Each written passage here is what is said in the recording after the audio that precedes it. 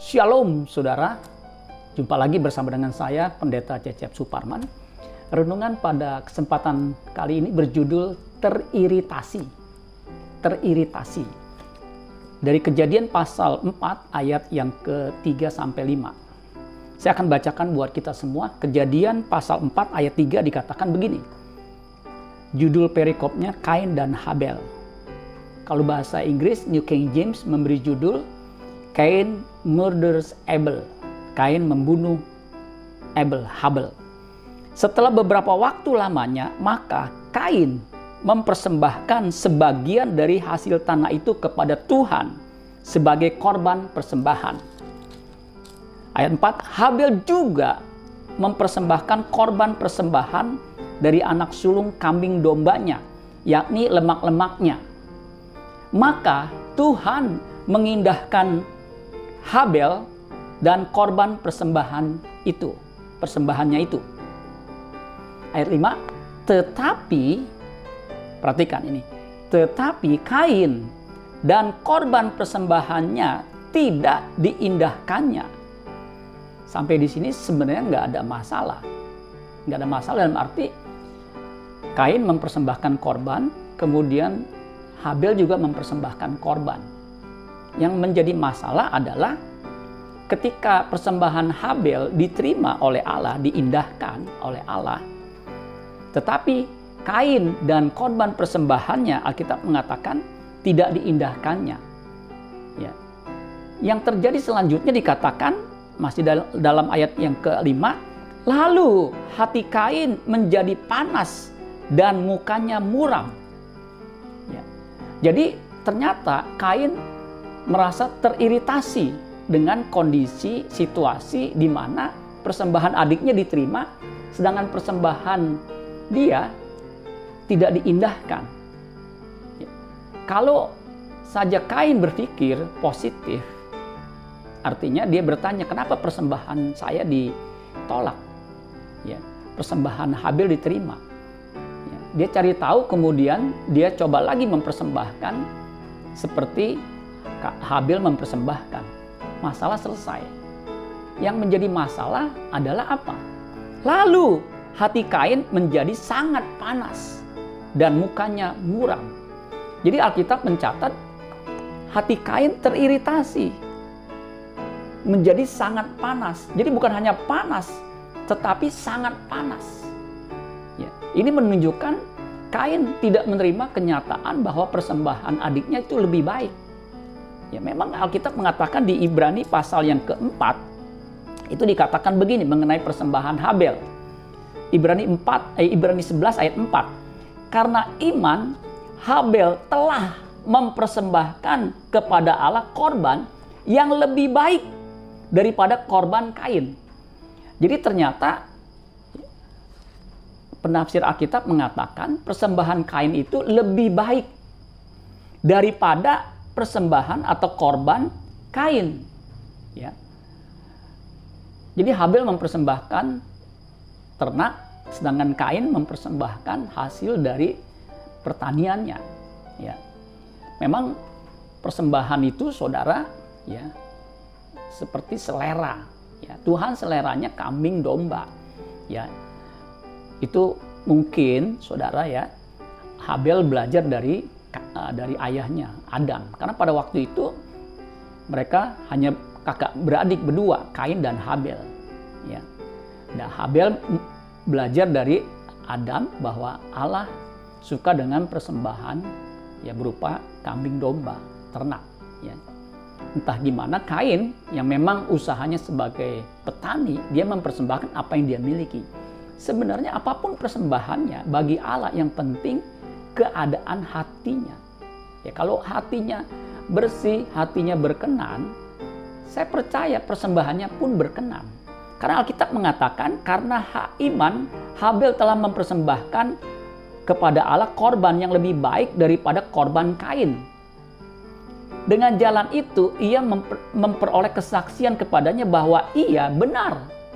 Karena Allah berkenan akan persembahannya itu, dan karena iman ia masih berbicara sesudah ia mati. Saya percaya, saudara,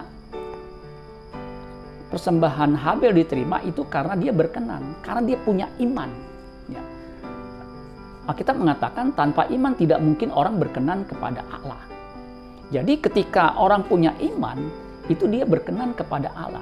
Ketika Allah berkenan, saya percaya persembahannya pun diperkenankan atau diindahkan oleh Allah. Ya. Sebenarnya Kain, saudara, ketika persembahannya ditolak, ya, reaksinya, ya, jangan sampai membiarkan dirinya, hatinya menjadi panas. Karena ketika hatinya menjadi panas, menjadi iri hati, sampai satu titik tidak bisa dikendalikan. Dan betul saudara, kalau saudara baca selanjutnya di Kejadian pasal 4 tadi, apa yang terjadi? Di ayat yang ke-6 dikatakan firman Tuhan kepada Kain, "Mengapa hatimu panas?" Ya, padahal ayat sebelumnya dikatakan udah sangat panas. Ya, "Mengapa hatimu panas dan mukamu muram? Apakah mukamu itu tidak akan berseri jika engkau berbuat baik? Tetapi jika engkau tidak berbuat baik, dosa sudah mengintip di depan pintu. Dan ia sangat menggoda engkau. Tetapi engkau harus berkuasa atasnya."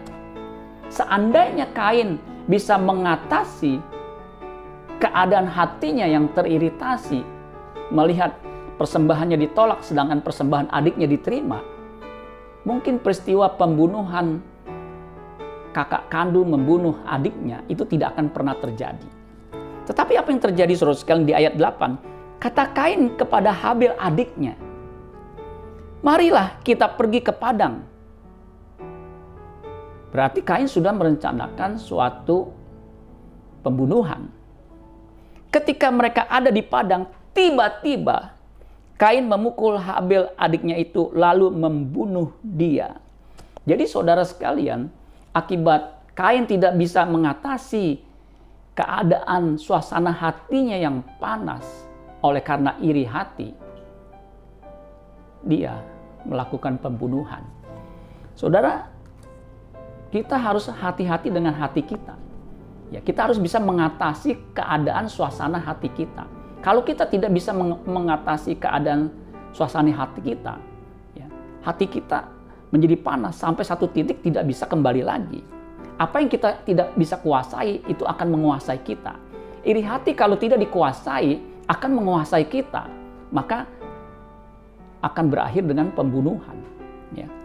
Kisah yang mirip saudara itu terjadi atas Saul. Kalau kita baca di 1 Samuel pasal 18, di situ dikatakan begini. Judulnya Saul benci kepada Daud. Ya, dikatakan begini. Tetapi 1 Samuel 18 ayat 6.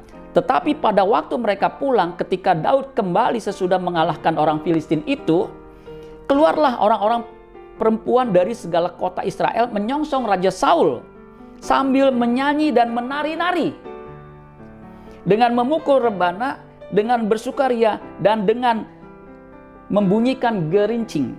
Ya. Dan perempuan menari-nari itu menyanyi berbalas-balasan katanya. Nah, perhatikan syair dari nyanyian perempuan-perempuan pada waktu itu. Saul mengalahkan beribu-ribu musuh, tetapi Daud berlaksa-laksa. Beribu-ribu berlaksa-laksa. Jadi Saul beribu-ribu, ribuan, Daud berlaksa-laksa. Ya. Berlaksa-laksa itu kalau bahasa Inggris 10,000. Ya. Jadi lebih banyak daripada beribu-ribu. Apa yang terjadi? Lalu, nah sebagaimana Kain juga ada kata lalu, sangat panaslah hati. Sama, lalu bangkitlah amarah Saul dengan sangat. Jadi udah langsung sangat marah. Dan perkataan itu menyebalkan hatinya. Sebab pikirnya, kepada Daud diperhitungkan mereka berlaksa-laksa, tetapi kepadaku diperhitungkan beribu-ribu. Akhir-akhirnya jabatan raja itu pun jatuh kepadanya. Jadi mulai iri hati. Apa yang terjadi saudara sekalian? Sejak hari itu ayat 9, maka Saul mulai mendengki Daud. Dan kita tahu cerita selanjutnya. Saul dengan 3.000 pasukannya memburu Daud. ya, ingin membunuh Daud sampai 2 kali rencana pembunuhan dengan pasukan khusus. Ya, untung Daud bisa lolos. Karena apa? Iri hati. Nah, saudara-saudara sekalian, ternyata zaman sekarang pun ya, banyak orang Kristen yang tidak bisa menguasai hatinya. Bahkan hamba Tuhan, pendeta, melihat hamba Tuhan rekannya lebih sukses, dia mengalami hati yang panas, ya, nggak suka. Ya. Memang susah, saudara, mengatasi keadaan suasana hati. Ya, kalau kita lebih sukses, mungkin masalahnya berbeda. Tetapi ketika melihat orang lebih sukses dari kita, lebih baik dari kita, lebih berhasil dari kita, kalau kita tidak menguasai hati kita, ya, kita tidak mampu menjaga hati kita dan membiarkan hati kita menjadi iri hati, bahkan mendengki, nanti selanjutnya seperti Kain, seperti Saul, kita mungkin tidak membunuh secara fisik, tetapi membunuh secara karakter. Dan itu juga buruk. Karena Alkitab mengatakan, kalau kita sudah membenci saja, itu sama dengan membunuh. Makanya saudara sekalian, orang percaya harus bisa menguasai hatinya. Alkitab mengatakan, Amsal 4 ayat 23, jagalah hatimu dengan segala kewaspadaan, karena dari situlah terpancar kehidupan. Jadi, hati-hati dengan hati kita. Jangan sampai teriritasi. Yesus juga mengatakan, karena dari dalam hati timbul apa? Pikiran jahat, pembunuhan, perzinahan, dan selanjutnya. Makanya saudara sekalian, hati ini harus dijaga sedemikian rupa, jangan sampai ternodai. Apalagi sampai dikuasai oleh iri hati. Untuk itulah kita harus belajar kebenaran firman Tuhan.